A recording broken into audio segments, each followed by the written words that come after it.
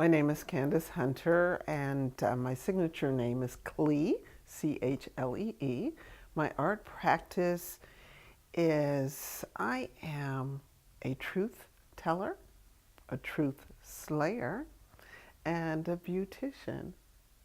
Beautician in that what I create, I want to be beautiful, even if the truths that I'm telling are quite horrific. Because quite often I talk about truths that are a part of the fabric of America. And for being a black person in America, then those truths are often problematic and quite often not discussed or discussed fully or discussed wholly. Why do you think sapphire and crystals is important? Oh, anytime black women gather, it's important because we don't have that many opportunities to do so.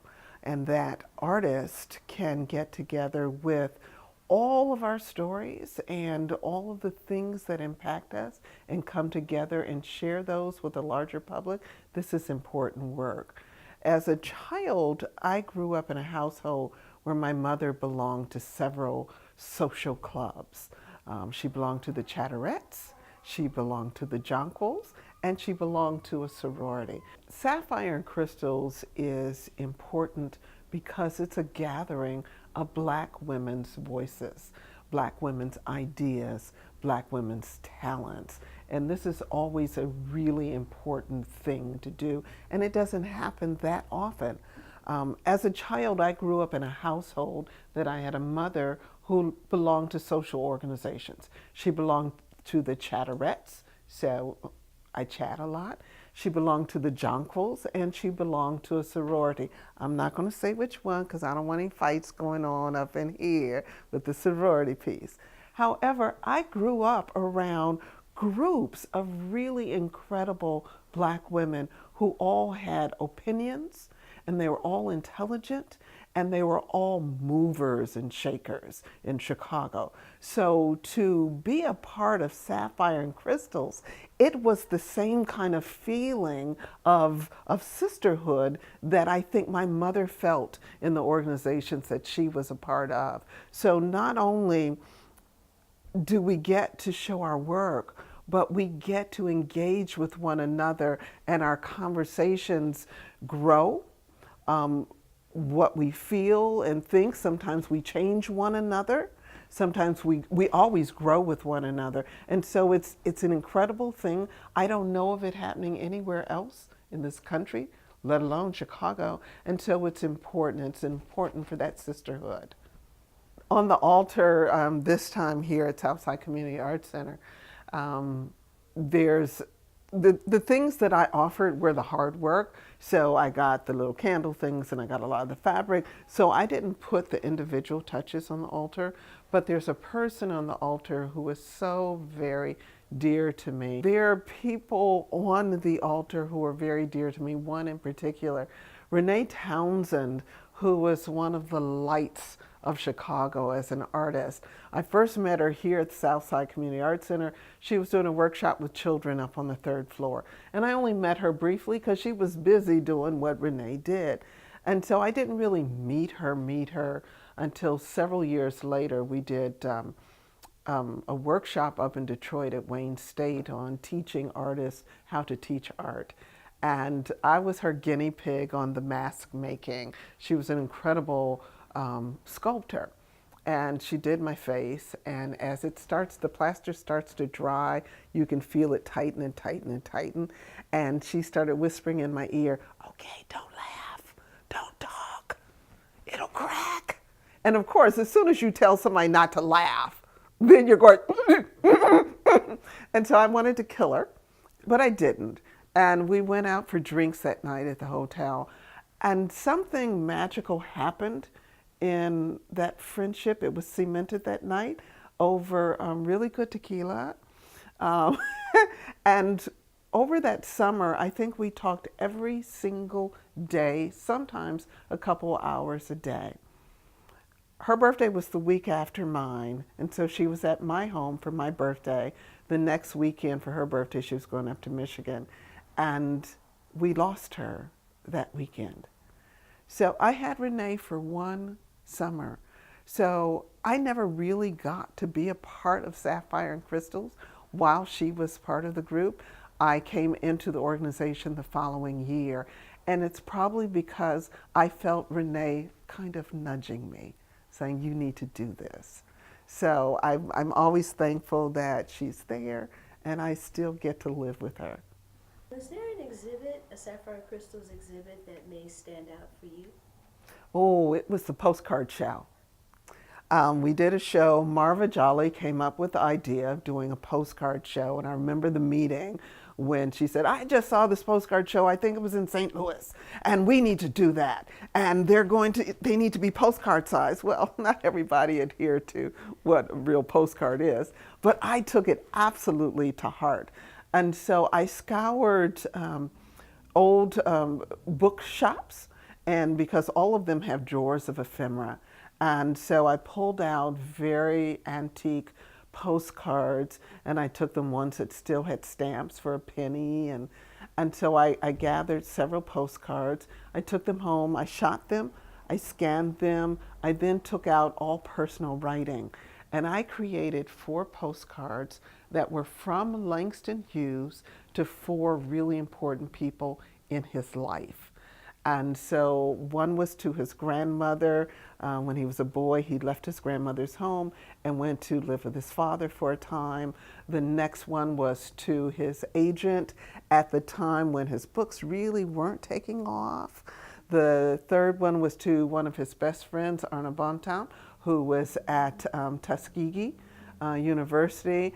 And I can't remember who the fourth one was to, but there were 4 of them. And all of them really told stories about who he was at that time in his life, but it also told stories about who the owner of the postcard was. So the one with that had been to his grandmother, I had roses on it because she would have held this as a very precious thing from her little boy. The one that Arna Bontown had, it had a coffee stain on it. It had some cigarette markings on it because from everything I've ever heard about him being in the library at Tuskegee, Fisk, I'm sorry, Fisk, let me get the university correct, Fisk, is that he was notorious for smoking cigarettes and drinking coffee all day long up there in the stacks, but it's what he did. So it was his postcard was kind of messy. The one to his agent was pristine because that agent understood what ephemera was and would have put it away, so it would never touched again. And so all of them had little feelings about who got it, what the story was, what was happening in America at the time the different postcards were written.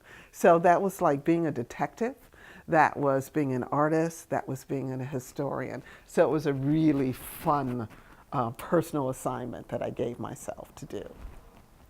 So social justice has become watchwords that everybody is saying, and so it's like the word intersectionality and Afrofuturism. So I was doing all those things before those words became words, before they became, catchphrases. So I don't think of my work as social justice. I think of my work as truth-telling.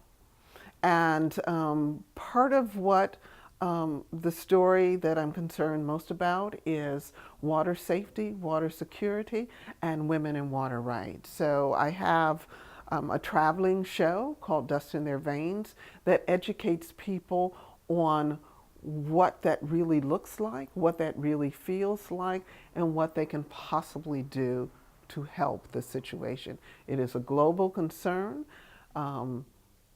Unfortunately, most people who are affected by lack of clean water look like me and look like you.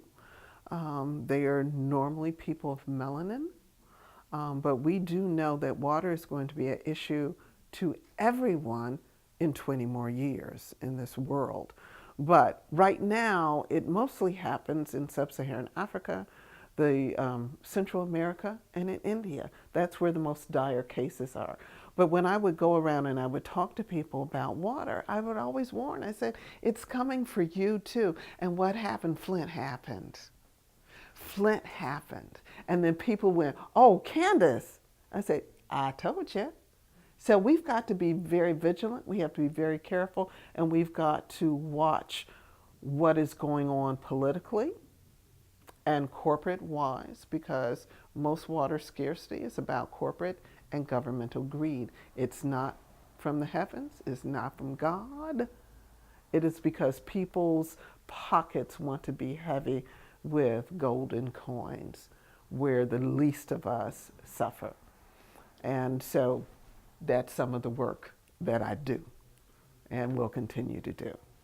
I think that Sapphire and Crystals really needs to sit down like in a retreat for a good week and really, really put down the history on paper with real dates, real people for each show, and have a compendium of that information as opposed to, oh, I've got this bit and I've got this bit. Everything needs to really be recorded properly and in one place so that catalogs can be done, books can be done, exhibits, traveling exhibits can be done. But until that piece is done, that part, the next steps can't happen. So I'm hoping that somehow we figure out somebody who would pay for all of us to come for a week's retreat. We all get to eat together, we get to create together, and we get to really put down all of the real information, the hard information.